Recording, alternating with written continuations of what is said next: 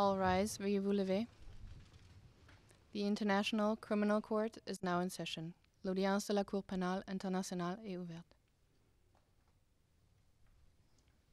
Please be seated. Veuillez vous asseoir.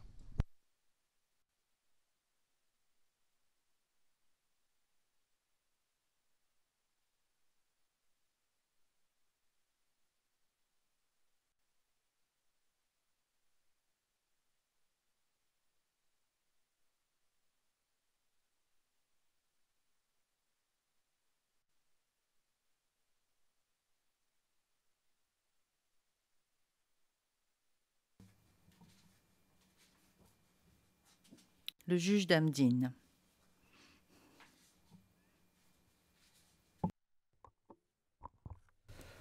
Good morning, everyone. Bonjour à toutes et à tous. Est-ce que Madame la greffière d'audience pourrait citer l'affaire, s'il vous plaît? Bonjour, Monsieur le Président. La situation en République de l'Ouganda dans l'affaire Le Procureur contre Joseph Kony, référence de l'affaire ICC 02040105, et nous sommes en audience publique. Le juge Damdine. Je suis le juge Erdene Balsuren Damdine et je préside cet appel interjeté dans l'affaire Le Procureur contre Joseph Kony. Les autres juges de cet appel sont Madame la juge Solomi Balungi Bossa, Madame la juge Kimberly Prost, Madame la juge Joanna Corner et Monsieur le juge Gocha Lopki Panidze. Je constate, au fin du compte-rendu d'audience, la présence de l'équipe de la défense, du bureau du Conseil public pour les victimes et du bureau du procureur. Je suppose que les participants sont les mêmes que ceux figurant sur la liste qui a été fournie fort aimablement par la greffière d'audience à la chambre d'appel avant cette audience. Si la composition de l'une ou l'autre des équipes a été modifiée, veuillez notifier par courriel la greffière d'audience de ces changements. Aujourd'hui, la Chambre d'appel rendra son arrêt dans l'appel interjeté par la défense de M. Kony contre la décision de la Chambre préliminaire 3 du 29 octobre 2024, décision intitulée « Décision sur les critères de tenue d'une procédure de confirmation des charges en l'absence de l'intéressé ». Je ferai référence à cette décision comme étant la décision contestée. Par cette décision qui porte le document numéro 532 dans le dossier, la Chambre préliminaire a conclu que toutes les conditions énoncées par l'article 61.2b du statut sont réunies et a décidé de tenir l'audience de confirmation des charges en l'espèce. Il s'agit d'un résumé qui ne fait pas foi. Il s'agit du résumé de l'arrêt écrit de la Chambre d'appel. La version faisant foi et l'arrêt écrit qui sera mis à votre disposition après cette audience.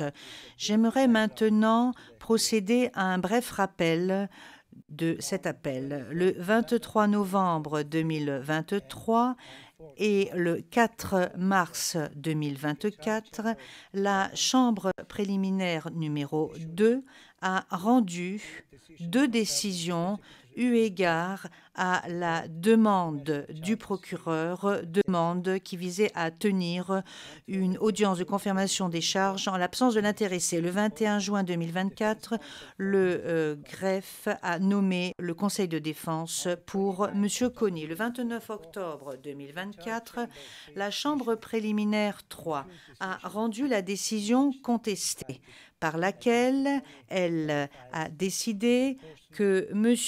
Kony pouvait être considéré comme une personne introuvable et qu'une comparution initiale eu égard à une telle personne n'est pas une condition de tenue d'audience de confirmation des charges en l'absence de l'intéressé, conformément à l'article 61 2b du statut. Le 4 novembre 2024, la défense a demandé l'autorisation d'interjeter appel de la décision contestée. Le 28 janvier 2025, la Chambre préliminaire a partiellement accepté à la majorité la requête présentée par la défense pour une autorisation d'appel en certifiant la question suivante, à savoir la question de savoir si une comparution initiale par la personne faisant l'objet des charges est requise avant qu'une audience de confirmation des charges ne puisse être tenue en l'absence de l'intéressé conformément à l'article 61 2b du statut. Le 7 février 2025, la défense a déposé son mémoire en appel à l'encontre de la décision contestée. Le 20 février 2025, le bureau du Conseil public pour les victimes ainsi que le procureur ont déposé leurs répliques respectives. Le 24 février 2025, la défense a déposé une demande d'autorisation de réplique qui a été octroyée en partie par la Chambre d'appel. La défense a déposé sa réplique le 3 avril 2025. Pour des raisons que je vais maintenant énoncer, la Chambre d'appel décide que la décision contestée est confirmée.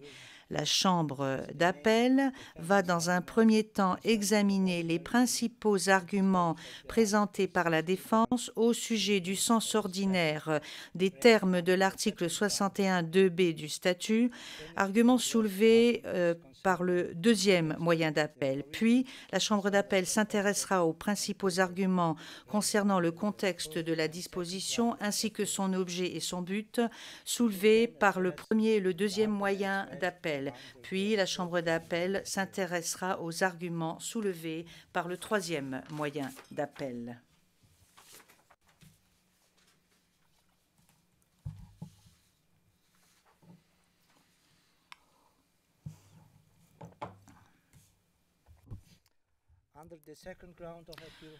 Par son deuxième moyen d'appel, la défense soutient que la Chambre préliminaire a adopté une interprétation du terme introuvable motivée par sa compréhension de la nécessité de la distinguer de la notion de fuite. La défense fait valoir qu'en exigeant une telle distinction, la Chambre préliminaire a été guidée par le sens ordinaire, par le prétendu sens ordinaire du terme « ou » dans l'article 61 2b du statut. La défense avance que la Chambre préliminaire a commis une erreur en concluant que la seule façon de distinguer après la fuite de introuvable en les maintenant comme deux alternatives séparées et distinctes et d'interpréter cette dernière alternative comme n'étant pas soumise à l'exigence d'une procédure initiale conformément à l'article 60 du statut. La Chambre d'appel rappelle d'emblée que l'interprétation des traités tels que le statut de Rome est régie par la Convention de Vienne sur le droit des traités et plus précisément par les dispositions des articles 31 et 32 de cette Convention. Conformément à l'article 31 de la Convention de Vienne sur le droit des traités, et je cite, « Un traité doit être interprété de bonne foi, suivant le sens ordinaire, à attribuer aux termes du traité dans leur contexte et à la lumière de son objet et de son but. » Fin de la citation. La Chambre d'appel constate que la Chambre préliminaire a fait référence au sens ordinaire de la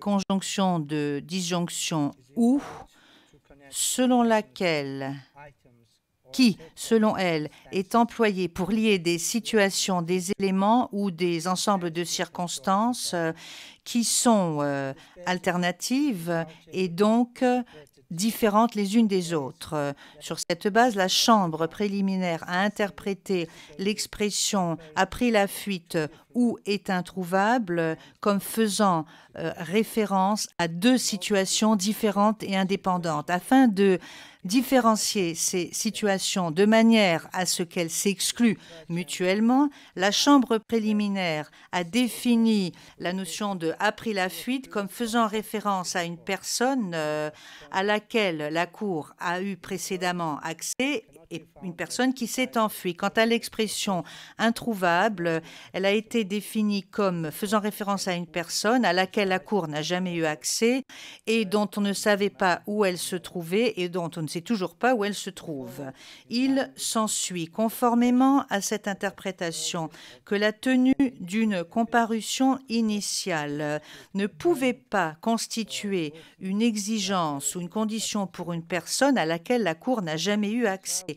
La Chambre préliminaire a expliqué que, et je cite, « toute autre façon de comprendre serait contraire au sens ordinaire à attribuer au terme « ou » dans l'article 61.2b du statut tel qu'il est compris dans ce contexte. » Fin de la citation.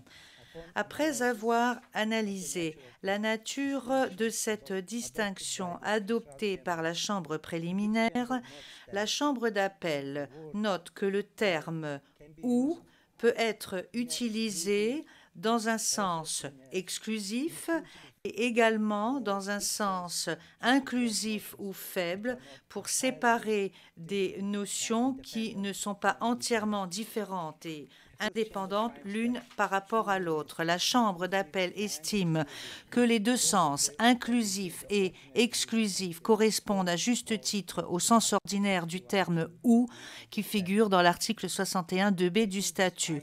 Compte tenu de cette conclusion, la Chambre d'appel va maintenant examiner les arguments présentés par la défense ainsi que l'interprétation accordée par la Chambre préliminaire à l'article 61.2b du statut. D'après la défense, la distinction entre « a pris la fuite » et « est introuvable » ne dépend pas du fait que la personne a été présente pour une première comparution initiale devant la Cour, mais dépend plutôt des raisons et du caractère délibéré à ce que cette personne ne comparaisse pas à nouveau. D'après la défense, et je cite, « le terme « après la fuite » fait référence à une personne qui décide consciemment de se soustraire à la juridiction de la Cour, alors qu'une personne qui est introuvable fait référence à une personne que l'on n'est pas à même de trouver pour toute autre raison, notamment l'enlèvement, l'arrestation, la maladie ou toute autre cause qui ne constitue pas une soustraction délibérée à la juridiction de la Cour. » Fin de la citation. La Chambre d'appel note que, contrairement à ce que fait valoir la défense, ce qui est déterminant, décisif pour l'application de l'article 61.2b du statut est que, au moment de l'audience proposée, la personne s'est enfuie ou est introuvable en dépit de toutes les mesures raisonnables prises pour garantir sa comparution.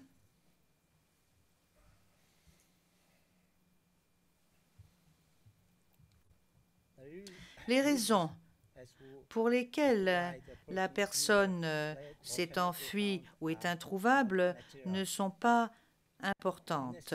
Fondamentalement, l'interprétation de la défense met indûment l'accent sur les raisons pour lesquelles le suspect n'est pas disponible plutôt que sur le fait de sa non-disponibilité. La Chambre d'appel considère que l'inclusion de cette distinction proposée fondée sur les raisons de la non-disponibilité va au-delà du sens ordinaire à donner au terme utilisé dans l'article 61.2b du statut. La décision contestée a défini le terme introuvable en se fondant sur deux éléments. Premièrement, que l'endroit précis où se trouve le suspect est et demeure inconnu. Et deuxièmement, que la Cour n'a jamais eu accès à l'intéressé. Le second élément est pertinent pour la question dont est saisie la Chambre d'appel. Celle-ci ne trouve aucun fondement à ce critère dans le sens ordinaire des termes utilisés. Le statut emploie l'expression « introuvable » au présent de l'indicatif, ce qui renvoie à la situation de la personne au moment de l'audience de confirmation des charges. Cette disposition n'impose pas d'examiner si la personne ou si la Cour, se corrige l'interprète, a jamais eu accès à la personne par le passé. Une personne peut être à la fois en fuite et introuvable, sans que cela soit contradictoire. Il n'y a rien dans les termes qui a pris la fuite ou introuvable qui les rend de manière intrinsèque mutuellement exclusifs. La Chambre d'appel estime que, dans la mesure où la Chambre préliminaire a fondé ses conclusions sur le sens ordinaire des termes pertinents, elle a commis une erreur en considérant que le terme introuvable ne concerne que les personnes auxquelles la Cour n'a jamais eu accès et qui, de ce fait, étaient indisponibles pour une comparution initiale. De l'avis de la Chambre d'appel, le sens ordinaire du terme introuvable ne permet pas une telle interprétation. Cette erreur n'a toutefois pas eu d'incidence substantielle sur la décision contestée.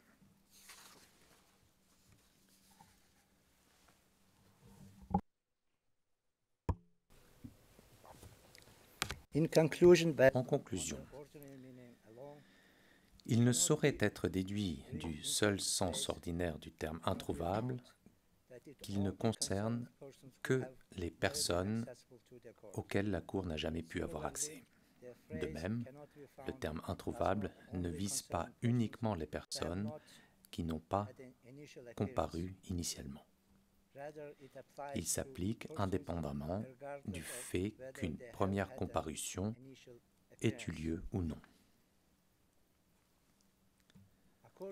En conséquence, la Chambre d'appel rejette les arguments soulevés par la défense au titre du second moyen d'appel.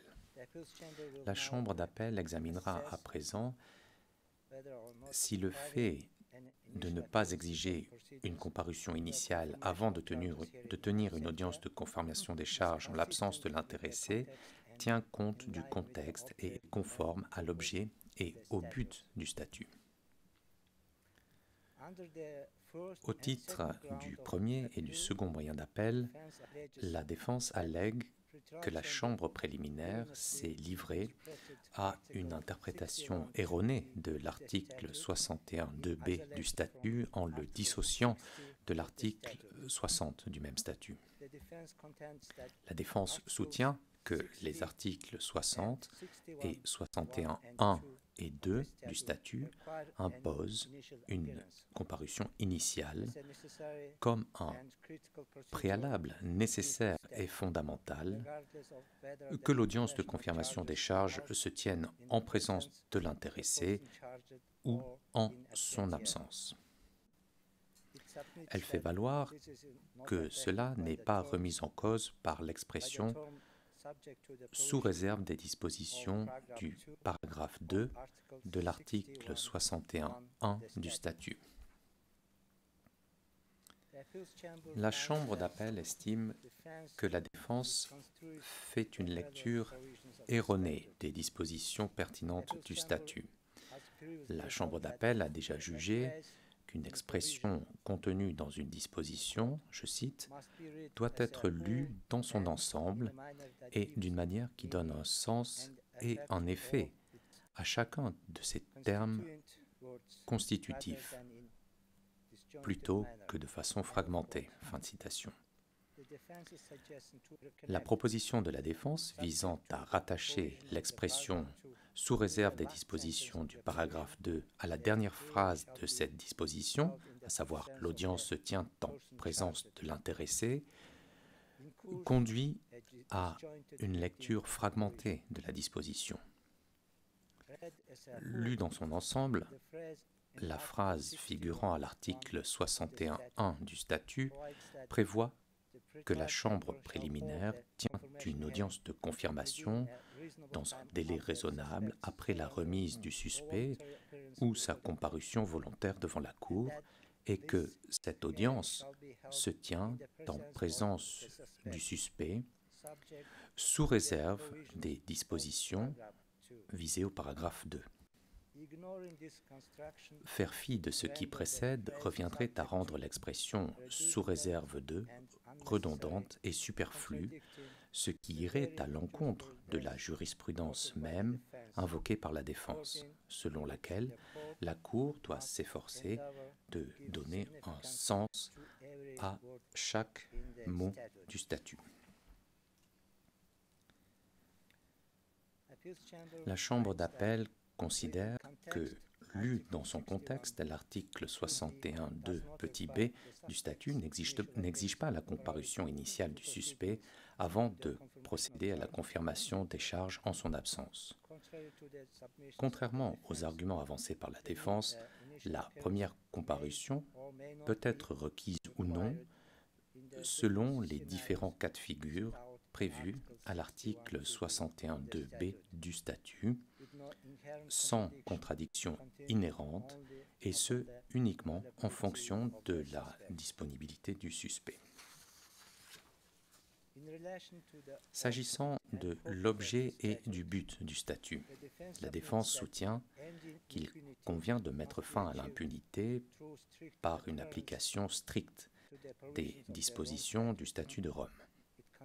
Elle fait valoir que la Chambre préliminaire a adopté une interprétation extensive et téléologique de l'article 61.2 petit b du statut.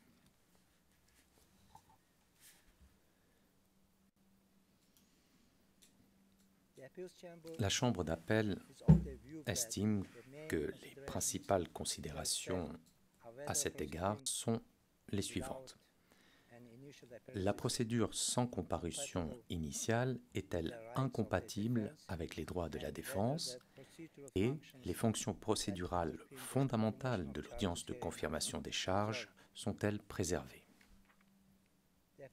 La Chambre d'appel conclut que le fait de tenir une audience de confirmation des charges en l'absence de comparution initiale du suspect n'est pas incompatible avec les droits garantis à l'article 67 du statut.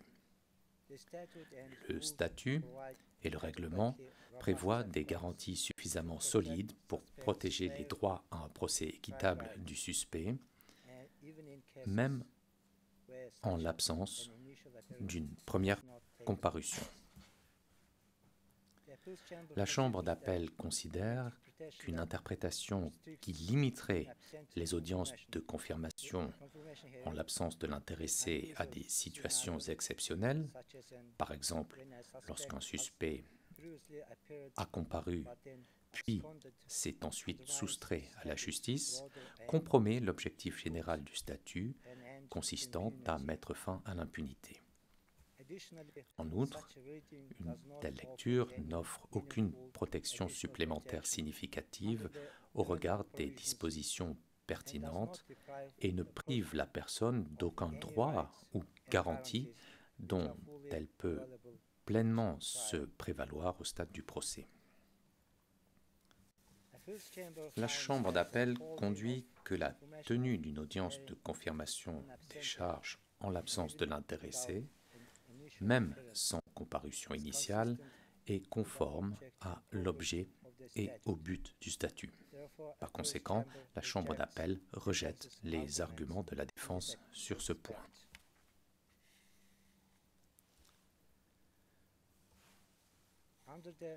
Au titre du troisième moyen d'appel, la défense soutient que les travaux préparatoires du statut et du règlement démontrent que l'interprétation par la Chambre préliminaire de l'article 61.2b du statut ne trouve aucun fondement dans l'intention des rédacteurs. La défense fait valoir que les travaux préparatoires de l'article 61.2 du statut et de la règle 122 du règlement indiquent que les rédacteurs ont entendu soustraire l'audience de confirmation et non la comparution initiale à l'obligation de présence de l'accusé. La Chambre d'appel rejette cette interprétation.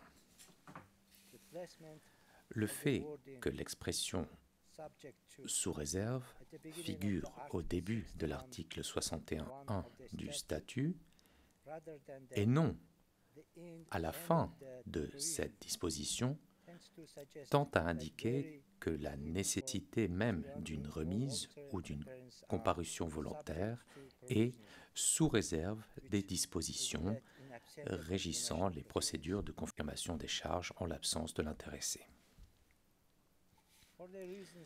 Pour les raisons exposées plus en détail dans l'arrêt écrit, la Chambre d'appel rejette le troisième moyen d'appel soulevé par la défense.